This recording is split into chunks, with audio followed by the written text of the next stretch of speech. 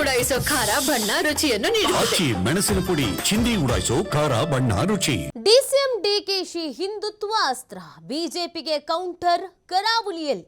DCM DKShi full active ಆಗಿಬಿಟ್ಟಿದ್ದಾರೆ. ದಕ್ಷಿಣ ಕನ್ನಡ ಕೈ ಮುಖಂಡರಿಗೆ ಡಿಕೆಶಿ ಟಾಸ್ಕ್ ಅನ್ನು ಕೊಟ್ಟಿದ್ದಾರೆ. ಕಂಬಳ, ಟೆಂಪಲ್ ರನ್ನು, ಬ್ರಹ್ಮ ಕಲಶೋತ್ಸವಕ್ಕೆ ಡಿಕೆಶಿ ಉತ್ಸುಕರಾಗಿದ್ದಾರೆ. ಬಿಜೆಪಿ ಭದ್ರಕೋಟೆಯಲ್ಲಿ ಸಾಫ್ಟ್ ಹಿಂದುತ್ವದ ಅಸ್ತ್ರ ಪ್ರಯೋಗ ಆಗ್ತಾ ಇದೆ.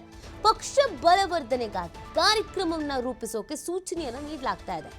ಗುರುಪುರ ಕಂಬಳ ಬೆನ್ನಲ್ಲೇ ಮತ್ತೆ ಕರಾವಳಿ ಟೆಂಪಲ್ ರನ್ ಅನ್ನ ಶುರು ಮಾಡ್ಕೊಳ್ತಾ ಇರೋದು. ಧರ್ಮಸ್ಥಳ ದೇವಸ್ಥಾನಕ್ಕೆ ಭೇಟಿ ಸೇರಿದಂತೆ ಬೆಳ್ತಂಗಡಿ ಕಾರ್ಯಕರ್ತರ ಸಮಾವೇಶದಲ್ಲೂ ಕೂಡ ಭಾಗಿಗೆ ಸಜ್ಜಾಗಿದ್ದಾರೆ. ಏಪ್ರಿಲ್ 20ರಂದು ನಡೆಯಲಿರುವಂತಹ ಕಾರ್ಯಕರ್ತರ ಸಮಾವೇಶ. ಡಿಕೆ ಶಿವಕುಮಾರ್ ಅವರು ಸಿಕ್ಕಾಪಟ್ಟೆ ಅಲರ್ಟ್ ಆಗ್ತಾ ಇದ್ದಾರೆ. ಪಕ್ಷದಲ್ಲೂ ಕೂಡ ದುಶ್ಮನ್ಸ್ಗಳು ಜಾಸ್ತಿ ಆಗ್ತಿರುವಂಥ ಬೆನ್ನಲ್ಲೇ ದೇವರು ಮೊರೆ ಹೋಗ್ತಿರೋದು ಒಂದು ಕಡೆಯಲ್ಲಿ, ಇನ್ನೊಂದು ಕಡೆಯಲ್ಲಿ ಈಗ ಹಿಂದುತ್ವ ಅಂತ ಬಂದಿದ ತಕ್ಷಣ ಬಿಜೆಪಿ ಅನ್ನೋ ಮನಸ್ಥಿತಿಗೆ ಕೆಲವರು ಬಂದ್ಬಿಟ್ಟಿದ್ದಾರೆ. ಬಿಜೆಪಿ ಯಾರ್ಯಾರು ಇರ್ತಾರೋ ಅವ್ರ ಹಿಂದುತ್ವ, ಯಾರ್ಯಾರು ಬಿಜೆಪಿ ಇರೋದಲ್ವೋ ಅವ್ರ ಹಿಂದುತ್ವ ಅಲ್ಪ ಫಾಲೋ ಮಾಡಲ್ಲ ಅನ್ನೋದೊಂದು ಇದೆ. ಡಿ ಕೆ ಶಿವಕುಮಾರ್ ಅವ್ರು ಈಗ ಅದಕ್ಕೆ ಕೌಂಟರ್ ಕೊಡೋಕ್ಕೆ ಅಂತ ಮುಂದಾಗ್ತಾ ಇರೋದು. ತಮ್ಮದೇ ಕಾರ್ಯಕರ್ತರಿಗೂ ಕೂಡ ಅದೇ ಸೂಚನೆಗಳನ್ನು ಕೊಡ್ತಾ ಇದ್ದಾರೆ. ಟೆಂಪಲ್ ರನ್ ಅನ್ನ ಮಾಡೋದ್ರ ಜೊತೆಗೆ ಕಂಬಳ ಸೇರಿದಂತೆ ಬೇರೆ ಬೇರೆ ಧಾರ್ಮಿಕ ಕಾರ್ಯಕ್ರಮಗಳು ಏನೇನು ನಡೆಸ್ಬೋದು ಅದೆಲ್ಲದಕ್ಕೂ ಉತ್ತೇಜನ ಕೊಡೋ ಕೆಲಸ ಮಾಡ್ತಾ ಇದ್ದಾರೆ. ಧರ್ಮಸ್ಥಳಕ್ಕೆ ಭೇಟಿ ಕೊಡೋದು, ಕರಾವಳಿ ಭಾಗದ ದೇವಾಲಯಕ್ಕೆ ಹೋಗುವಂಥದ್ದು, ಈ ಥರದ ಸಮಾವೇಶಗಳಲ್ಲಿ ಭಾಗಿಯಾಗುವಂಥದ್ದು. ಶಿವರಾತ್ರಿಯಂದು ಕೂಡ ಹೀಗೆ ಶಿವನ ದೇವಸ್ಥಾನಕ್ಕೆ ಹೋಗಿದ್ರು, ಘಾಟಿ ಸುಬ್ರಹ್ಮಣ್ಯ ದೇವಸ್ಥಾನಕ್ಕೆ ಹೋಗಿದ್ರು. ಎಲ್ಲ ಕಡೆಗೂ ಕೂಡ ಭೇಟಿ ಕೊಡ್ತಾ ಇದ್ದಾರೆ. ನಾನು ಕೂಡ ಹಿಂದೂ ಅನ್ನೋ ಮೆಸೇಜ್ ಪಾಸ್ ಮಾಡ್ತಾ ಇದ್ದಾರೆ. ನಮ್ಮಲ್ಲೂ ಹಿಂದುತ್ವ ಅನ್ನೋದಿದೆ ಅನ್ನೋ ಮೆಸೇಜ್ ಪಾಸ್ ಮಾಡ್ತಾ ಇದ್ದಾರೆ. ಹಿಂದುತ್ವ ಅಂತಂದರೆ ಅದು ಬಿಜೆಪಿ ಮಾತ್ರ ಅಲ್ಲ, ಬಿಜೆಪಿಗಾರು ಬರ್ದೂ ಕೊಟ್ಟಿಲ್ಲ ಒಂದು ಧರ್ಮವನ್ನು ಅಂತ ಈ ಮುಖಾಂತರವಾಗಿ ಮೆಸೇಜ್ ಪಾಸ್ ಮಾಡ್ತಾ ಇರೋದು. ಅಂದರೆ ಇತ್ತೀಚಿನ ಲೆಕ್ಕಾಚಾರಗಳ ಹಾಗೆ ಆಗಿ ಹೋಗಿರೋದ್ರಿಂದ ಈ ಥರದೊಂದು ತೀರ್ಮಾನಕ್ಕೆ ಡಿ ಕೆ ಶಿವಕುಮಾರ್ ಅವ್ರು ಬಂದ್ಬಿಟ್ಟಿದ್ದಾರೆ. ಆಲ್ಮೋಸ್ಟ್ ಯಾರು ದೇವಸ್ಥಾನಕ್ಕೆ ಹೋಗ್ತಾರೆ, ದೇವರ ಹೆಸರಿನಲ್ಲಿ ಏನೋ ಜಪ ಮಾಡ್ತಾರೆ ಅಂತಂದರೆ ಬಿಜೆಪಿ ಇರಬಹುದು ಅವರು ಅನ್ನೋ ಮನಸ್ಥಿತಿಗೆ ಜನ ಬಂದಿದ್ದಾರೆ.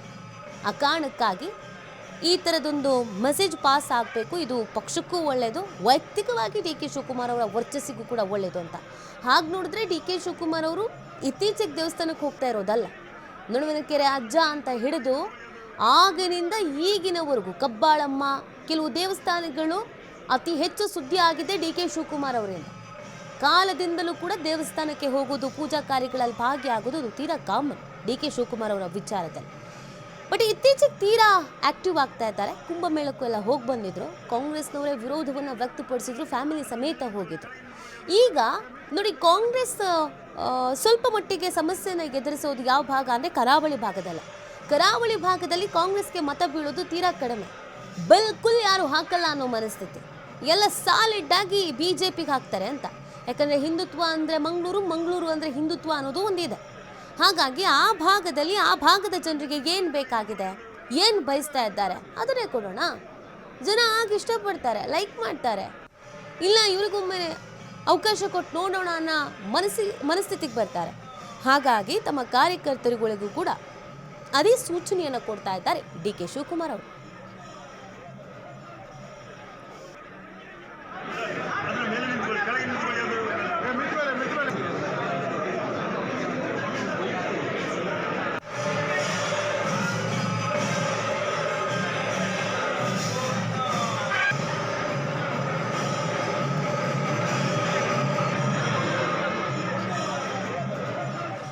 ಈ ಬಗ್ಗೆ ಮತ್ತಷ್ಟು ಮಾಹಿತಿ ನೀಡ್ತಾರೆ ನಮ್ಮ ಪ್ರತಿನಿಧಿ ಆದಿತ್ಯ ಮಂಗಳೂರಿನಿಂದ ಲೈವ್ನಲ್ಲಿ ಜಾಯ್ನ್ ಆಗ್ತಾ ಇದ್ದಾರೆ. ಆದಿತ್ಯ, ಡಿ ಕೆ ಶಿವಕುಮಾರ್ ಅವರು ಮೊದಲಿನಿಂದಲೂ ದೇವರು ದೇವಸ್ಥಾನ ಅಂತ ಹೇಳ್ತಾ ಇದ್ರು, ಇತ್ತೀಚೆಗೆ ಸಿಕ್ಕಾಪಟ್ಟೆ ಆಕ್ಟಿವ್ ಆಗಿದ್ದಾರೆ ಅನ್ನೋದು ಒಂದು. ಕಾಂಗ್ರೆಸ್ನವರ ವಿರೋಧದ ನಡುವೆಯೂ ಕೂಡ ಕುಂಭಮೇಳಕ್ಕೆಲ್ಲ ಹೋಗಿ ಬಂದಿದ್ರು. ಯಾಕೋ ಗೊತ್ತಿಲ್ಲ, ಮಂಗಳೂರು ಬಗ್ಗೆ ಹೆಚ್ಚಿನ ಒಲವು ಬಂದಂಗೆ ಕಾಣಿಸ್ತಾ ಇದೆ. ಆ ಭಾಗದ ದೇವಸ್ಥಾನಕ್ಕೆ ಹೋಗೋದ್ರ ಜೊತೆಗೆ ಕಾರ್ಯಕರ್ತರಿಗೂ ಒಂದು ಸಂದೇಶ ರವಾನಿಸ್ತಾ ಇದ್ದಾರೆ. ಅಂದರೆ ನಾವು ಹಿಂದುತ್ವ ಅಂದರೆ ಮಂಗಳೂರು ಅಂದರೆ ಹಿಂದುತ್ವ ಅಂತ ಒಂದು ಕರೆಯೋ ಮನಸ್ಥಿತಿ ಇತ್ತು. ಬಿಜೆಪಿ ಅಂದರೆ ಮಂಗಳೂರು ಅಂದರೆ ಬಿಜೆಪಿ ಅಂತ ಒಂದು ಕರೆಯೋ ಮನಸ್ಥಿತಿ ಇತ್ತು. ಅದು ಹೋಗಿಸ್ಬೇಕು ಅನ್ನುವಂಥ ಪ್ಲಾನ್ನಲ್ಲಿ ಡಿ ಕೆ ಶಿವಕುಮಾರ್ ಅವರು ಇದ್ದಾರಾ, ಹೇಗೆ ಅಂತ? ಎಸ್ ನೀತಿ, ನಿಜಕ್ಕೂ ಈಗ ನಡೀತಾ ಇರುವಂತಹ ಒಂದಿಷ್ಟು ಬೆಳವಣಿಗೆಗಳು ಡಿ ಕೆ ಶಿವಕುಮಾರ್ ಅವರು ಏನು ಹಿಂದುತ್ವದ ಭದ್ರಕೋಟೆ ಅಂತ ಕರೆಯಲ್ಪಡುವಂತಹ ದಕ್ಷಿಣ ಕನ್ನಡ ಉಡುಪಿ ಜಿಲ್ಲೆಯಲ್ಲಿ ಒಂದು ರೀತಿ ಟಕ್ಕರ್ ಕೊಡೋದಕ್ಕೆ, ಅಂದರೆ ಸಾಫ್ಟ್ ಹಿಂದುತ್ವದ ಮೂಲಕ ಒಂದು ಸಂಘಟನೆಯನ್ನು ಬಲಪಡಿಸೋದಕ್ಕೆ ಮುಂದಾಗ್ತಾ ಇದ್ದಾರೆ ಅನ್ನುವಂಥ ರೀತಿಯ ಬೆಳವಣಿಗೆಗಳು ನಡೀತಾ ಇದೆ. ಯಾಕಂದರೆ ಕಳೆದ 2 ತಿಂಗಳ ಅವಧಿಯಲ್ಲಿ, ಅದರ ಮಾರ್ಚ್ ಆಗಿರ್ಬೋದು, ಸದ್ಯ ಏಪ್ರಿಲ್ ಆಗಿರ್ಬೋದು, ಅನೇಕ ಬಾರಿ ಅವರು ದಕ್ಷಿಣ ಕನ್ನಡ ಮತ್ತು ಉಡುಪಿ ಜಿಲ್ಲೆಗೆ ಬಂದು ಭೇಟಿಯನ್ನು ನೀಡ್ತಾ ಇದ್ದಾರೆ. ಕಳೆದ ಮಾರ್ಚ್ ತಿಂಗಳಲ್ಲಿ ಕಾಪು ಮಾರಿಗುಡಿ ದೇವಸ್ಥಾನಕ್ಕೆ ಭೇಟಿ ನೀಡಿದರು. ಅಲ್ಲಿ ಸುಮಾರು 9 ಲಕ್ಷ ರೂಪಾಯಿಯ ಒಂದು ಸೇವೆಯನ್ನು ಕೂಡ ದೇವಿಗೆ ಸಲ್ಲಿಸಿದರು. ಇದಾದ ಬಳಿಕ ಕಳೆದ ವಾರ ಏನು ಗುರುಪುರ ಕಂಬಳಕ್ಕೂ ಬಂದಿದ್ದರು. ಅದಕ್ಕಿಂತ ಮುಂಚೆ ಮಧೂರು, ಅಂದರೆ ಕಾಸರಗೋಡು ಭಾಗ ಸ್ಟಿಲ್ ಅದು ದಕ್ಷಿಣ ಕನ್ನಡ ಮೇಲೆ ಪ್ರಭಾವ ಬೀರುವಂಥ ಒಂದು ಪ್ರದೇಶ, ಅಲ್ಲಿನ ಬ್ರಹ್ಮಕಲಶೋತ್ಸವಕ್ಕೆ ಬಂದಿದ್ದರು.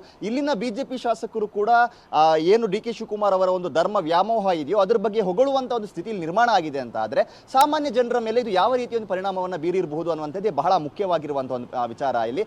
ಮತ್ತು ಡಿ ಕೆ ಶಿವಕುಮಾರ್ ಅವರ ಬೆಂಬಲಿಗರು ಏನಿದ್ದಾರೆ, ಬಹುಪಾಲು ದಕ್ಷಿಣ ಕನ್ನಡ ಜಿಲ್ಲೆಯಲ್ಲಿ ಪರಾಜಿತ ಅಭ್ಯರ್ಥಿಗಳಾಗಿದ್ರು ಕೂಡ ಅವ್ರಿಗೊಂದು ಖಡಕ್ ಸಂದೇಶವನ್ನು ಡಿ ಕೆ ಶಿ ಅವರು ಕೊಟ್ಟಿದ್ದಾರೆ. ಏನಾದರೂ ಮಾಡಿ ಮುಂದೆ ಕಾಂಗ್ರೆಸ್ ಇಲ್ಲಿ ಅಧಿಕಾರಕ್ಕೆ ಬರೋ ತರ ಮಾಡಿ ಅನ್ನುವಂಥದ್ದು. ನೀವು ಸಾಫ್ಟ್ ಹಿಂದುತ್ವ ಪ್ರದರ್ಶನವನ್ನು ಮಾಡ್ತೀರಾ, ಜಾತೀಯತೆಯನ್ನು ಪ್ರದರ್ಶನ ಮಾಡ್ತೀರಾ, ಏನ್ ಬೇಕಾದರೂ ಮಾಡಿ, ನಾನು ನಿಮ್ಮ ಬೆಂಬಲಕ್ಕಿದ್ದೀನಿ ಅನ್ನುವಂಥ ರೀತಿಯಲ್ಲಿ ಈ ವಾರ ಕೂಡ, ಅಂದ್ರೆ ಮುಂಬರುವಂತ ಏಪ್ರಿಲ್ 20 ಆದಿತ್ಯವಾರ ಏನಿದೆ ಅವತ್ತು ಕೂಡ ಡಿ ಕೆ ಶಿವಕುಮಾರ್ ಅವರು ಮತ್ತೆ ಮಂಗಳೂರಿಗೆ ಭೇಟಿಯನ್ನು ನೀಡ್ತಾ ಇದ್ದಾರೆ. ಧರ್ಮಸ್ಥಳ ಕ್ಷೇತ್ರಕ್ಕೆ ಭೇಟಿ ನೀಡ್ತಾ ಇದ್ದಾರೆ. ಈ ಟೆಂಪಲ್ ರನ್ ಜೊತೆಗೆ ಅವರು ಕಾರ್ಯಕರ್ತರ ಸಮಾವೇಶದಲ್ಲೂ ಕೂಡ ಭಾಗಿಯಾಗಲಿಕ್ಕಿದ್ದಾರೆ. ಅಲ್ಲಿನ ಬೆಳ್ತಂಗಡಿಯ ಕೈ ಅಭ್ಯರ್ಥಿ ರಕ್ಷಿ ಶಿವರಾಮ್ ಏನಿದ್ದಾರೆ, ಇವರ ನೇತೃತ್ವದಲ್ಲಿ ನಡೀತಾ ಇರುವಂತಹ ಒಂದು ಕಾರ್ಯಕರ್ತರ ಸಮಾವೇಶ. ಜಿಲ್ಲೆಯಾದ್ಯಂತ ಇದರಲ್ಲಿ ಕಾರ್ಯಕರ್ತರು ಭಾಗಿಯಾಗುವಂತ ಒಂದು ಸಾಧ್ಯತೆ ಇದೆ. ಅಂದ್ರೆ ನಾನು ದೇವಸ್ಥಾನಕ್ಕೆ ಭೇಟಿ ನೀಡ್ತೀನಿ, ದಕ್ಷಿಣ ಕನ್ನಡ ಜಿಲ್ಲೆಗೆ ಬರ್ತಾ ಇರ್ತೀನಿ, ಇದನ್ನ ಪಕ್ಷಕ್ಕೆ ಉಪಯೋಗವಾಗುವಂತ ರೀತಿಯಲ್ಲಿ ಬಳಸಿಕೊಳ್ಳಿ, ಜನರನ್ನ ಒಗ್ಗೂಡಿಸಿ, ಕಾರ್ಯಕರ್ತರನ್ನ ಒಗ್ಗೂಡಿಸಿ, ಸಂಘಟನೆಯನ್ನ ಬಲಪಡಿಸಿಕೊಳ್ಳಿ. ಯಾಕಂದ್ರೆ ಪುತ್ತೂರು ಭಾಗದಲ್ಲಿ ಈ ಬಾರಿ ಕಾಂಗ್ರೆಸ್ ಬಂದಿದೆ. ದಕ್ಷಿಣ ಕನ್ನಡ ಜಿಲ್ಲೆಯನ್ನ ಬಿಜೆಪಿಯ ಭದ್ರಕೋಟೆ ಅಂತ ಹೇಳಿದ್ರೆ ಪುತ್ತೂರು ಇನ್ನೊಂದೇ ರೀತಿಯಲ್ಲಿ ನಮ್ಗೆ ಕಾಣಸಿಗುತ್ತೆ. ಯಾಕಂದ್ರೆ ಅದು ಪ್ರಯೋಗಶಾಲೆ ಅಂತ ಹೇಳಲ್ಪಡುತ್ತೆ, ಹಿಂದುತ್ವದ ಒಂದು ಪ್ರಯೋಗಶಾಲೆ. ಅಂತ ಕ್ಷೇತ್ರದಲ್ಲಿ ಈ ಬಾರಿ ಕಾಂಗ್ರೆಸ್ ಬಂದಿದೆ. ಬಿಜೆಪಿಯ ಒಳಜಗಳ ಇರ್ಬೋದು, ಏನೇ ಇರ್ಬೋದು, ಆದ್ರೂ ಕೂಡ ಅಧಿಕಾರಕ್ಕೆ ಬಂದಿದೆ. ಇದು ಬೇರೆ ತಾಲೂಕುಗಳಲ್ಲಿ ಯಾಕೆ ಸಾಧ್ಯ ಇಲ್ಲ, ಬೇರೆ ವಿಧಾನಸಭಾ ಕ್ಷೇತ್ರಗಳಲ್ಲಿ ಯಾಕೆ ಸಾಧ್ಯ ಇಲ್ಲ? ಪ್ರಯತ್ನ ಪಡಿ, ಜನರ ಭಾವನೆಗೆ ಅನುಗುಣವಾಗಿ ರಾಜಕೀಯವನ್ನ ಮಾಡಿ ಅನ್ನುವಂಥ ರೀತಿಯ ಸಂದೇಶವನ್ನ ನೀಡಿದ್ದಾರೆ ಅನ್ನೋಂಥ ಕೂಡ ಒಂದು ಮಾಹಿತಿ ಇದೆ. ಮತ್ತು ಅದಕ್ಕೆ ಪೂರಕವಾಗಿ ಈಗ ಪುತ್ತೂರು ಕ್ಷೇತ್ರದಲ್ಲಿ ಗೆದ್ದಿರುವಂತಹ ಅಶೋಕ್ ಕುಮಾರ್ ರೈ ಅವರು ಕೂಡ ಡಿ ಕೆ ಶಿವಕುಮಾರ್ ಅವರ ಬೆಂಬಲಿಗರು. ಅವರು ನೇರವಾಗಿ ಒಂದು ಹಿಂದುತ್ವ ಪ್ರದರ್ಶನವನ್ನ ಮಾಡ್ತಾ ಇದ್ದಾರೆ. ಕೇಸರಿ ಶಾಲನ ತೊಡ್ಕೊಂಡು ಧಾರ್ಮಿಕ ಕ್ಷೇತ್ರಗಳ ಅಭಿವೃದ್ಧಿ ಕಾರ್ಯಗಳಾಗಿರಬಹುದು ಮತ್ತು ವಿಶ್ವ ಹಿಂದೂ ಪರಿಷತ್ನ ಒಂದು ಕಾರ್ಯಕ್ರಮದಲ್ಲೂ ಕೂಡ ಭಾಗಿಯಾಗ್ತಾರೆ. ಅವರ ಅಲ್ಲಿನ ನಾಯಕರ ಒಂದು ಆಶೀರ್ವಾದವನ್ನ ಕೂಡ ಪಡಿತಾರೆ. ಎಲ್ಲೋ ಒಂದು ಕಡೆ ಬಿಜೆಪಿಯ ಒಂದು ಬಣದ ನಾಯಕರಿಗೆ ಅಸಮಾಧಾನ ಆದರೂ ಕೂಡ ಕೆಪಿಸಿಸಿ ಬಗ್ಗೆ ಯಾವುದೇ ರೀತಿಯ ಪ್ರತಿಕ್ರಿಯೆ ಕೊಡೋದಿಲ್ಲ. ಆ ಭಾಗದ ಕೈ ಕಾರ್ಯಕರ್ತರು ಅಸಮಾಧಾನವನ್ನು ಹೊರ ಹಾಕ್ತಾರೆ ಬಿಟ್ರೆ ಕೆಪಿಸಿಸಿ ಯಾವುದೇ ರೀತಿಯ ಒಂದು ಪ್ರತಿಕ್ರಿಯೆಯನ್ನು ಅಶೋಕ್ ಕುಮಾರ್ ರೈ ಅವರಿಂದ ಪಡೆಯೋದಿಲ್ಲ. ಅಂದ್ರೆ ಇಲ್ಲೆಲ್ಲೋ ಒಂದು ಕಡೆ ಹಿಂದುತ್ವಕ್ಕೆ ಟಕ್ಕರ್ ಕೊಡುವಂತಹ ರೀತಿಯಲ್ಲಿ ಸಾಫ್ಟ್ ಹಿಂದುತ್ವ ಪ್ರದರ್ಶನಕ್ಕೆ ಕಾಂಗ್ರೆಸ್ ಮುಂದಾಗಿದೆ. ಅದರಲ್ಲೂ ಪ್ರಮುಖವಾಗಿ ಡಿ ಕೆ ಶಿವಕುಮಾರ್ ಅವರ ಬೆಂಬಲಿಗರು ಈ ಒಂದು ಪ್ರಯೋಗವನ್ನ ಮಾಡ್ತಾ ಇದ್ದಾರೆ ಮತ್ತು ಡಿ ಕೆ ಶಿವಕುಮಾರ್ ಅವರು ಕೂಡ ಪೂರ್ಣ ಪ್ರಮಾಣದಲ್ಲಿ ಇದಕ್ಕೆ ಬೆಂಬಲವನ್ನ ನೀಡ್ತಾ ಇದ್ದಾರೆ. ಏನೇ ಮಾಡಿ ಏನೇ ಆಗಲಿ ದಕ್ಷಿಣ ಕನ್ನಡ ಮತ್ತು ಉಡುಪಿ ಜಿಲ್ಲೆಯಲ್ಲಿ ಮತ್ತೆ ಕಾಂಗ್ರೆಸ್ ಬರಬೇಕು, ಕಾಂಗ್ರೆಸ್ ಇಲ್ಲಿ ಪಾರುಪತ್ಯವನ್ನ ಮೆರಿಬೇಕು ಅನ್ನುವಂತ ಒಂದು ಖಡಕ್ ಸಂದೇಶವನ್ನ ನೀಡಿದ್ದಾರೆ. ನೀತಿ ಆದಿತ್ಯ, ಈಗ ಈ ಹಿಂದಿನಿಂದಲೂ ನಾವು ನೋಡ್ಕೊಂಡು ಬಂದಾಗ ಪ್ರಾದೇಶಿಕ ಬಾರು ಅಲ್ಲಿಗೆ ಏನ್ ಬೇಕೋ, ಅಲ್ಲಿ ಜನ ಏನ್ ಬಯಸ್ತಾರೋ ಆ ತಕ್ಕಂಗೆ ರಾಜಕೀಯ ಮಾಡಿರೋದು, ಮತ್ತು ಸಮುದಾಯ ಬಾರು ಯಾವ ಸಮುದಾಯ ಪ್ರಬಲವಾಗಿದೆ ಆ ಸಮುದಾಯವನ್ನು ಹೇಗೆ ಓಲೈಕೆ ಮಾಡ್ಕೊಳ್ಬೇಕೋ ಅದ್ರ ಮೇಲೆ ರಾಜಕೀಯ ಮಾಡಿರೋದು. ಬಟ್ ಕಾಂಗ್ರೆಸ್ನಲ್ಲಿ ಮಂಗಳೂರು ಭಾಗದಲ್ಲೂ ಒಂದು ಪ್ರಯತ್ನ ಪಡಬೇಕು, ಅಲ್ಲಿ ಜನಕ್ಕೆ ನಾವು ರೀಚ್ ಆಗಬೇಕು ಅಂದರೆ ಯಾವ ಅಸ್ತ್ರ ಪ್ರಯೋಗ ಮಾಡಬೇಕು ಅನ್ನೋದು ಇಲ್ಲಿವರೆಗೂ ಆಗಿರಲಿಲ್ಲ ಇಷ್ಟು ಎಫೆಕ್ಟಿವ್ ಆಗಿ ಅಂತ ಕಾಣಿಸುತ್ತೆ. ಡಿ ಕೆ ಶಿವಕುಮಾರ್ ಅವರು ಈ ಹೆಜ್ಜೆ ಇಟ್ಟಿರೋದು ಕಾಂಗ್ರೆಸ್ಸಿಗೆ ಎಷ್ಟು ಮಟ್ಟಿಗೆ ಲಾಭ ಆಗ್ಬೋದು, ಬಿ ಜೆ ಪಿಗೆ ಯಾವ ಥರ ಢವ ಶುರು ಆಗ್ಬೋದು ಅಂತ. ಯಾಕಂದರೆ ಇದು ಅವರ ಅಸ್ತ್ರ ಆಗಿರೋದ್ರಿಂದ ಡಿ ಕೆ ಶಿವಕುಮಾರ್ ಅವರು ಅವರದೇ ಕೋಟೆಗೆ ನುಗ್ಗಿ ಅವರದೇ ಅಸ್ತ್ರ ಪ್ರಯೋಗ ಮಾಡ್ತಾ ಇರೋದು. ಮುಂದಿನ ದಿನಗಳಲ್ಲಿ ಹೇಗೆ ಬೆಳವಣಿಗೆ ಆಗ್ಬೋದು ಅಂತ? ನಿಜಕ್ಕೂ ಕೂಡ ನೀತಿ ಒಂಚೂರು ಟೈಮ್ ಲೇಟ್ ಆಯಿತು ಅಂತಲೇ ಹೇಳ್ಬೋದು. ಆದರೂ 2023 ಬಳಿಕ ಕಾಂಗ್ರೆಸ್ ತನ್ನ ಒಂದು ಸಾಂಪ್ರದಾಯಿಕ ರಾಜಕಾರಣಕ್ಕೆ ದಕ್ಷಿಣ ಕನ್ನಡ ಜಿಲ್ಲೆ ಮತ್ತು ಉಡುಪಿ ಜಿಲ್ಲೆಯಲ್ಲಿ ಪ್ರಮುಖವಾಗಿ ಇತಿಶ್ರೀ ಹಾಡಿರುವಂಥದ್ದನ್ನು ನಾವು ಗಮನಿಸ್ತಾ ಹೋಗ್ಬೋದು.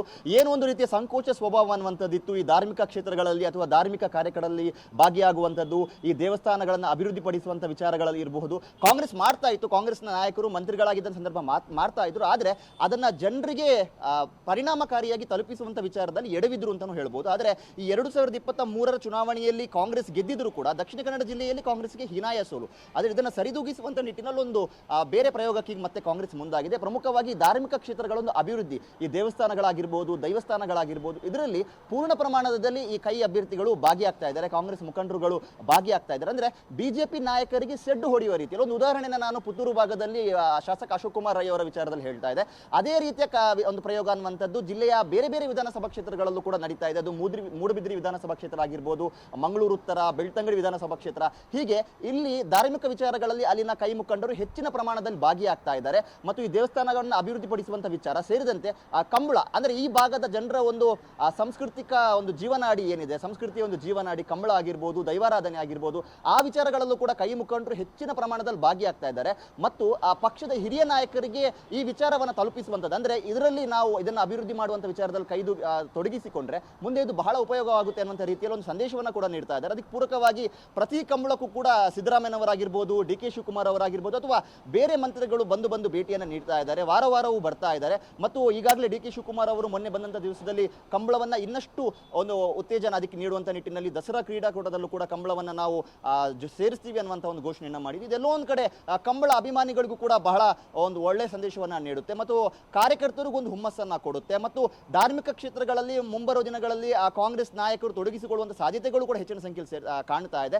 ಡಿ ಕೆ ಶಿವಕುಮಾರ್ ಅವರು ಕೂಡ ಇದಕ್ಕೆ ಬೆಂಬಲವಾಗಿ ನಿಂತಿದ್ದಾರೆ. ನೆಕ್ಸ್ಟ್ ವೀಕ್ ಕೂಡ ಅವರು ಬರ್ತಾ ಇದ್ದಾರೆ ಮಂಗಳೂರಿಗೆ, ಅಂದರೆ ಬೆಳ್ತಂಗಡಿಗೆ ಬರ್ತಾ ಇದ್ದಾರೆ. ಅಲ್ಲಿ ಧರ್ಮಸ್ಥಳ ಕ್ಷೇತ್ರಕ್ಕೆ ಭೇಟಿ ನೀಡಲಿಕ್ಕಿದ್ದಾರೆ, ಬೇರೆ ಕಾರ್ಯಕ್ರಮದಲ್ಲಿ ಭಾಗಿಯಾಗಲಿಕ್ಕಿದ್ದಾರೆ.